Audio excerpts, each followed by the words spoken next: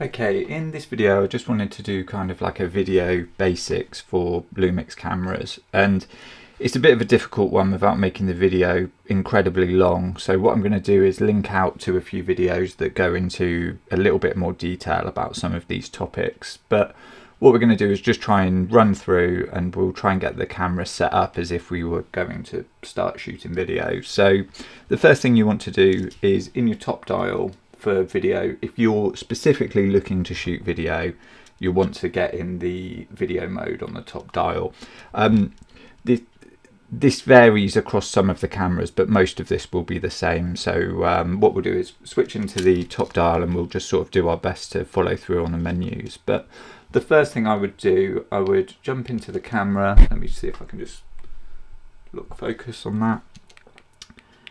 And we will jump into creative video mode. So we need to go into the cog, and it should be in the image quality settings in here. There we go. So we're looking for creative video combined set. So it's essentially in the cog and then the image quality menu.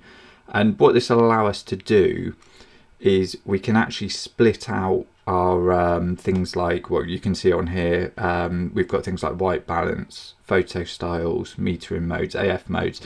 And basically what it's going to do is split out the video settings from the photo settings. So the last thing you want to do is go in, shoot a video in Vlog, switch back into photo mode, and then the photos are in Vlog, and then switch it back in the photo mode to a, natural or whatever it is you want to use.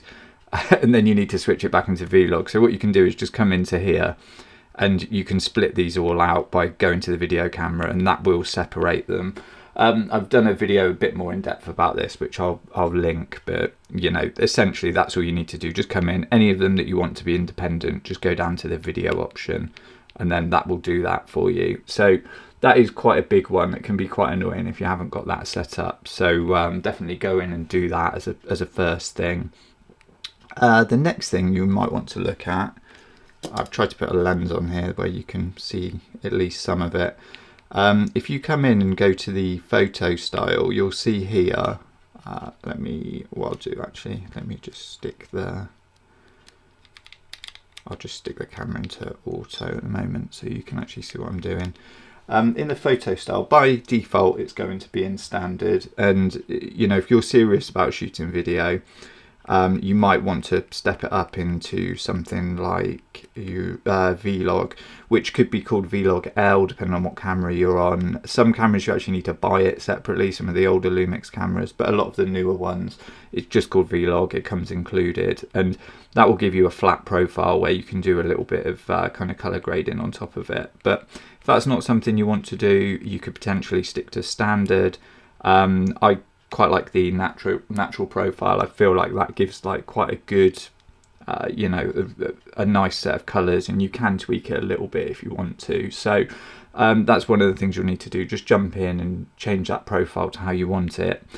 If you are going to jump into Vlog, obviously what you'll find is that everything looks a bit kind of grey and washed out. So the next thing you'll need to do is get yourself into View Assist. So jump into the menu, go into the cog, and then View Assist is under the it's under Monitor Display Video, which is one of these ones down here. It's this one, so Vlog View Assist.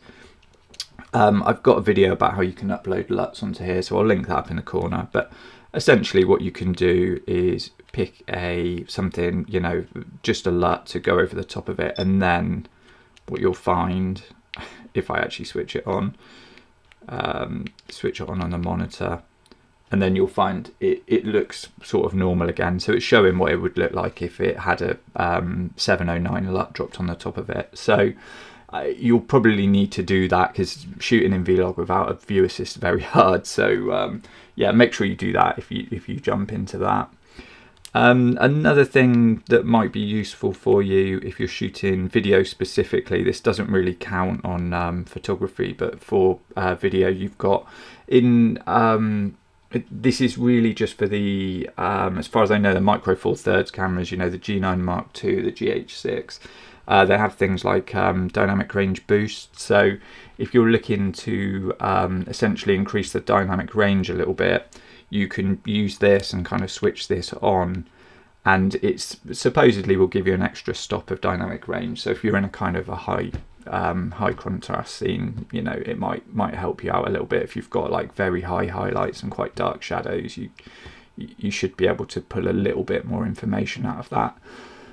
So yeah, that's worth kind of considering if you find yourself in that situation where you've got sort of quite blown out parts of the image, or you know, maybe no detail in the shadows. The next one is quite an important one, I think, for video. So if you go to again, we're in the video camera, and then we want to come down to here, so image quality 2 menu. We've got this option called SS gain operation, and by default it'll be set to sec ISO. So basically your shutter speed and your frame rate will be independent. And as a general rule, people say you know, double the shutter to the frame rate, and you can kind of make the camera do this for you. If you go into angle ISO, it will give you, oh sorry, let me switch back, it will give you this at the bottom, so you should just about be able to see down there. We've got let me just put a lens cap on a second so you can probably see that a little bit better. You could probably just about see down here, it says 180 degrees, and that essentially does that for you. So you know, it's called the 180 degree rule, and it's it supposedly gives you the most kind of natural look for motion blur. So you can go outside of that rule. It's not to say you have to do it, but you know, it just makes it very easy. So the camera's doing it on your behalf, so it's quite a useful one to do. The next thing, coming to frame rate, that you'll definitely want to kind of work out is if you come down into the spanner or the wrench, and then in here we've got, if we just jump down, on this menu here, the bottom menu, so it's the wrench and then the wrench again, we've got system frequency, and again I've sort of explained this in another video, like what it is and you know, a bit more into it. But if you're in PAL or NTSC, you get different frame rates. So typically 24 frames a second NTSC, 25 in PAL.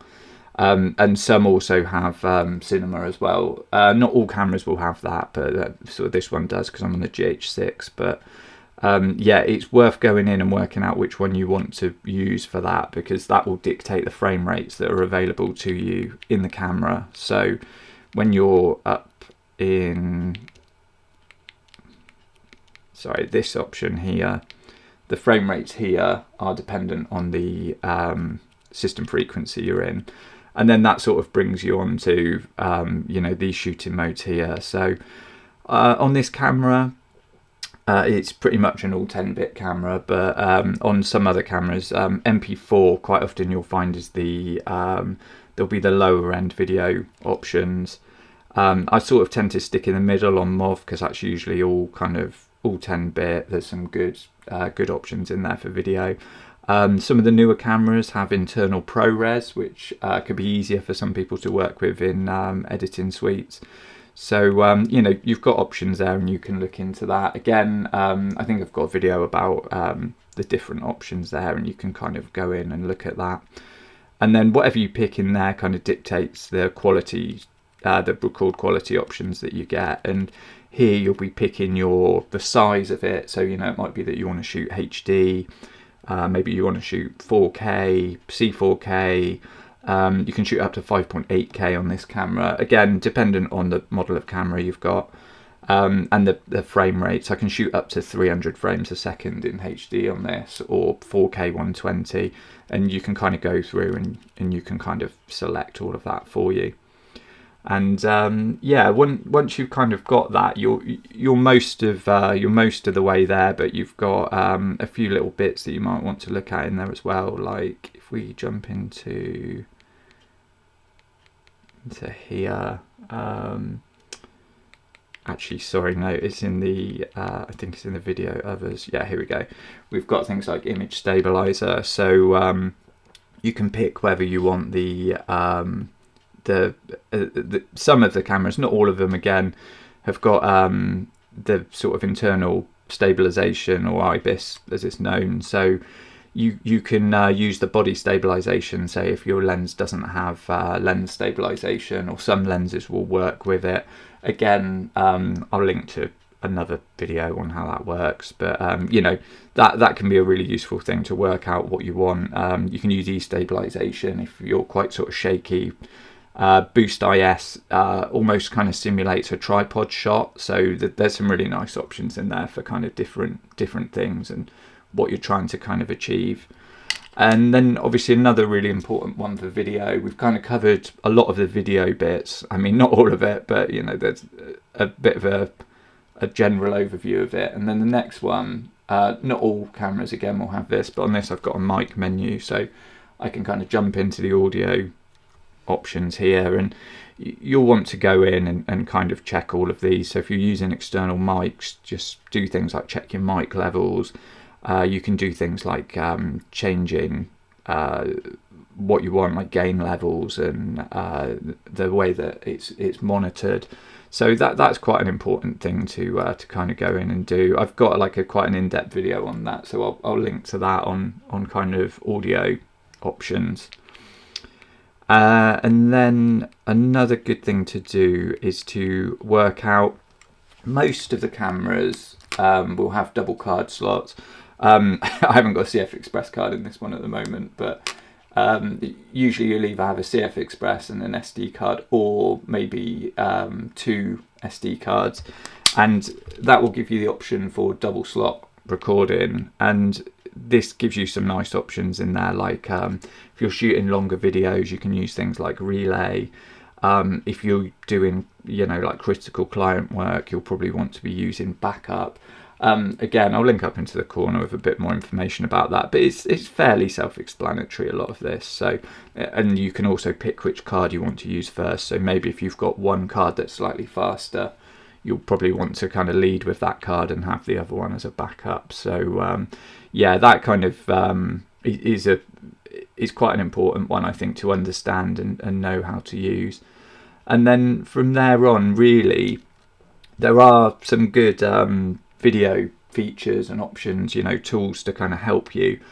But there's too much really to go through in one video, because this is just supposed to be like a kind of a basics. But once you get into that point, you know, you can start setting up button shortcuts, you can start setting up custom modes, and it's all kind of I've laid out all of that in a playlist that I did for this camera, for the GH6. So if you want to see any of that, I'll link to the playlist in the description for this video, and you can check out all of that on there. You know, it's got lots more kind of in-depth stuff about the video tools. You've got things like how to create shortcuts, how to create your own menus for things.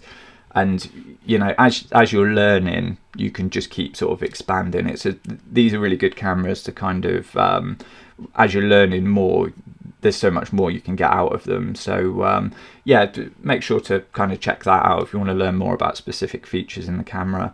And if you found this useful, please give the video a like. If you want to see more content like this, then please subscribe.